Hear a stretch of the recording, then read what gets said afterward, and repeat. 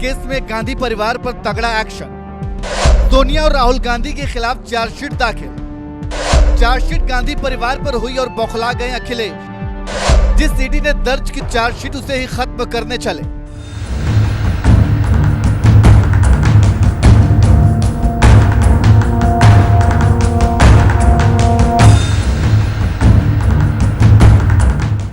आजादी से पहले 1938 में जवाहरलाल नेहरू ने जिस नेशनल हेराल्ड की स्थापना की थी, आज उसी नेशनल हेराल्ड की वजह से गांधी परिवार बुरी तरह फंस गया है। क्योंकि नेशनल हेराल्ड से जुड़े केस में प्रवर्तन निदेशालय यानी ईडी ने चार्जशीट दाखिल कर दी है। और सबसे बड़ी बात यह है कि यह चार्जशीट भी किसी छोटे मोटे नेता के खिलाफ दायर नहीं की गई है। यह चार्जशीट कांग्रेस के दो बड़े नेता सोनिया गांधी और उनके बेटे राहुल गांधी के खिलाफ दायर की गई है, जिससे कांग्रेस कार्यकर्ता इस कदर बौखला गए हैं कि पूरे देश में सड़क पर उतरकर विरोध प्रदर्शन कर रहे हैं। तो वहीं दूसरी तरफ सपाई मुखिया अखिलेश यादव ने तो अलग ही राग छेड़ दिया है कि जिस ईडी ने राहुल और सोनिया के खिलाफ चार्जशीट दाखिल की है, उस ईडी जैसे विभाग को ही खत्म कर देना चाहिए।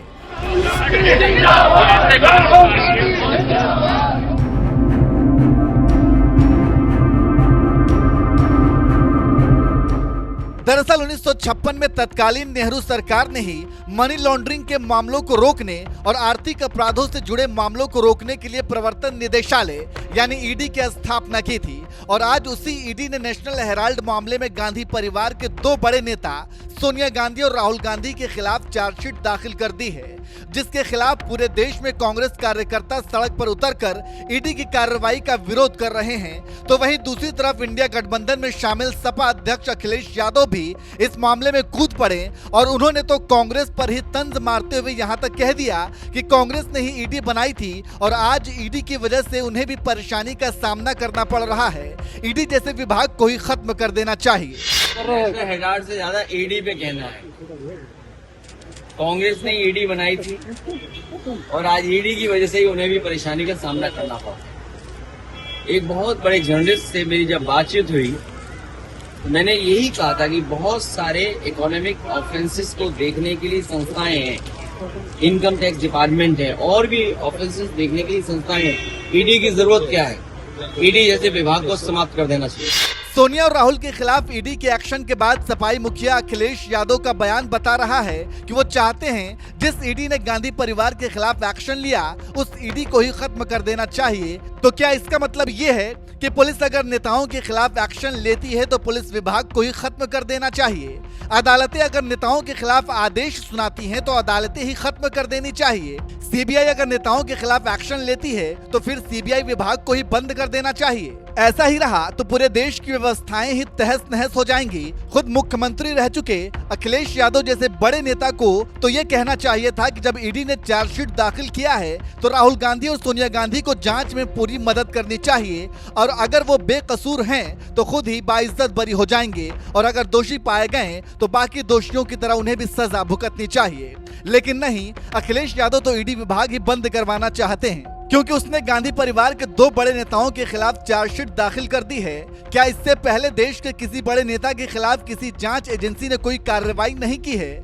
आपको याद होगा साल 2002 में हुए गुजरात दंगे के मामले में सुप्रीम कोर्ट की ओर से गठित की गई एसआईटी ने गुजरात के तत्कालीन मुख्यमंत्री नरेंद्र मोदी से कई बार पूछताछ की थी और हर बार उन्होंने जांच में पूरा सहयोग भी दिया था, कभी एसआईटी का विरोध नहीं किया। और आज वही नरेंद्र मोदी गुजरात दंगे के आरोप से बरी हो गए और साल 2014 से लगातार तीसरी बार देश की सत्ता भी संभाल रहे हैं। जब मुख्यमंत्री रहते नरेंद्र मोदी जांच में पूरी तरह से सहयोग कर सकते हैं तो क्या गांधी परिवार ईडी से भी बड़ा हो गया है? उसे जांच में सहयोग नहीं करना चाहिए? अपनी राय हमें कमेंट करके जरूर बताएं। और साथ ही बीजेपी सांसद रविशंकर प्रसाद ने नेशनल हेराल्ड केस में फंसे गांधी परिवार पर क्या कुछ कहा, आइए आपको सुनाते हैं।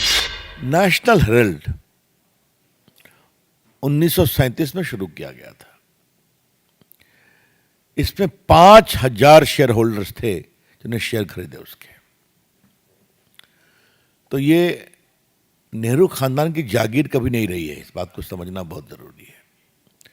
और बड़े बड़े लोग जो फ्रीडम फाइटर थे, जो बाद में कांग्रेस के बड़े नेता भी बने, मुख्यमंत्री वगैरह बने, ये सबों ने उसमें सहयोग किया।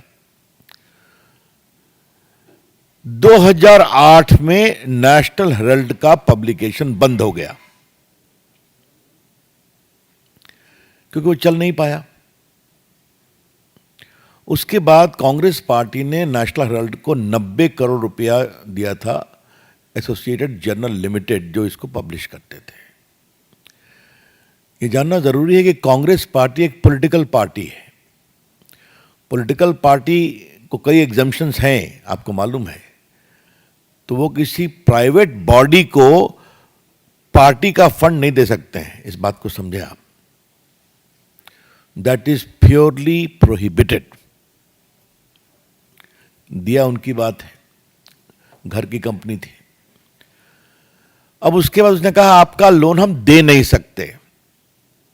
तो दे नहीं सकते तो एक बड़े इंटरेस्टिंग तरीके से एक कॉरपोरेट षड्यंत्र किया गया, कैसे ये पूरी संपत्ति आ जाए परिवार के हाथ में। तो जो एक कंपनी बनाई गई यंग इंडिया कर करके, उसमें 38% शेयर सोनिया जी का, 38% राहुल जी का, और बाकी मोतीलाल वोरा और बाकी लोग का था, ऑस्कर फर्नांडिस वगैरह इस टाइप के लोग थे वहां पर। ये इक्विटी शेयर 9 करोड़ के पूरे शेयर इस यंग इंडिया कंपनी को ट्रांसफर कर दिए गए। ये 9 करोड़ का ट्रांसफर होना बड़ी बात नहीं है। इस 9 करोड़ शेयर के ट्रांसफर होने के बाद यंग इंडिया कंपनी, जिसके 76% शेयर होल्डर्स सोनिया जी और राहुल जी थे, उसके हाथ में एसोसिएटेड जर्नल की पूरी संपत्ति आ गई। और ये संपत्ति क्या क्या है? दिल्ली में बहादुर शाह जफर पर एक प्रॉपर्टी, मुंबई में प्रॉपर्टी, लखनऊ में प्रॉपर्टी, भोपाल में प्रॉपर्टी, पटना में प्रॉपर्टी, जो हजारों करोड़ की है। कॉमर्स में इस परिवार का जवाब नहीं है।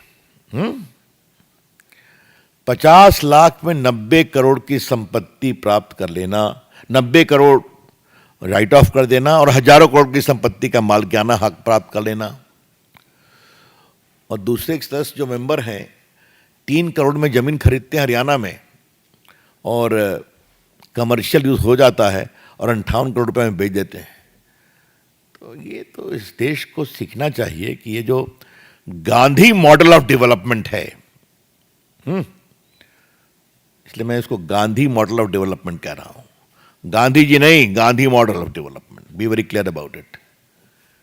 क्या सवाल पूछते हैं ये लोग, परिवार के लोग?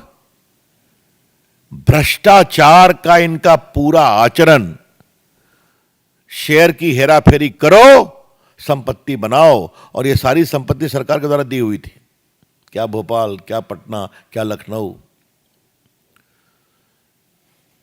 फिर उसके बाद ईडी ने मामले को टेकअप किया, और मामले को टेकअप करके उन्होंने पूरे मनी लॉन्ड्रिंग एक्ट, बाकी प्रोविजन के अनुसार सब कुछ समझा, और उन्होंने अपनी रिपोर्ट फाइल की सेक्शन 8 में बिफोर द कोर्ट। ये जो प्राइवेट कंप्लेंट बोलते हैं या कंप्लेंट बोलते हैं, that is as good as a chargesheet. क्योंकि बाकी जो क्रिमिनल लॉ में कंप्लेंट होता है तो उसमें वो इन्वेस्टिगेशन होता है, इसमें वो इन्वेस्टिगेशन करके ही फाइल करते हैं। और कोर्ट ने कहा है कि अब मैं 21 तारीख को सुनवाई करूंगा, 25 को। यही तो पूरी कहानी है। इसमें है तो वह क्या है भाई? और एक बात को ध्यान रखा जाए कि सोनिया जी, राहुल गांधी बेल पर हैं। इन्होंने पूरी कार्रवाई को क्वाश करने के लिए हाई कोर्ट, सुप्रीम कोर्ट का दरवाजा खटखटाया और कोई राहत नहीं मिली। सिर्फ यही राहत मिली कि आप पर्सनली कोर्ट में अपीयर नहीं होइएगा, you will appear through lawyer. तो जो चीज 4 साल से चल रही है, जिसमें आप संतोषजनक जवाब नहीं दे पाए, जहां कानून अपना काम कर रहा है, वहां पर कर रहे हैं वेंडेटा। और उनके जो मेंबरान पार्लियामेंट हैं, देश के नामी गिरामी वकील, वो भी इसको अजीब प्रकार के बेबुनियाद तर्के दे रहे हैं।